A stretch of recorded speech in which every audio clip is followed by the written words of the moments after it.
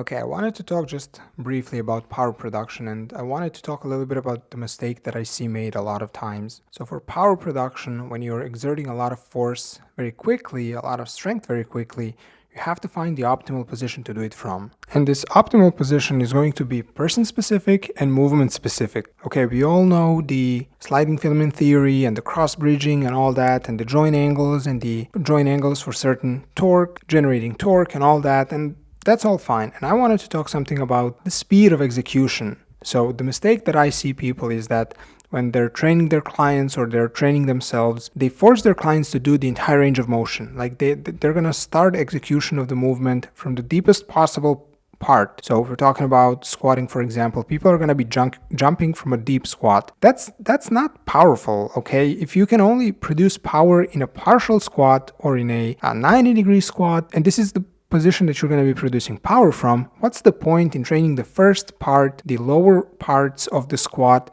as a regular strength movement? This is not how you create power. And then there is another problem, and that's utilizing the stretch reflex if you really want to be powerful. So how do you utilize the stretch reflex? You let the gravity pull you down a little bit, you tense your muscles, and then you store kinetic energy, you store elastic energy, and you release it all in an instant. So if you see someone who is allegedly training for power production, training for very forceful movement, and they're doing this slow first half, and then they suddenly start accelerating very rapidly, they're doing it wrong.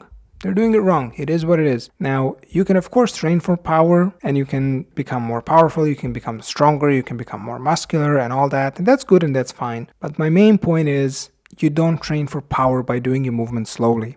Okay, that's how you train for strength. Training for power is something entirely different. So if you want to be powerful, there's an optimal position for exerting power, and you're most likely going to be utilizing a stretch reflex, which is something that I, again, don't really see people doing it, but I don't really get it why, because this is something that you do in sports all the time, unless you're a martial artist and you have to strike without telegraphy, without pulling your arm back to deliver a more powerful, more forceful strike, because then your opponent can read it. But that's a separate topic. That's more about very rapid force generating from a standstill, from a relaxed position. Okay, that's all I wanted to say without getting into a lot of detail on all of this. I hope you enjoyed the content, and thanks for stopping by.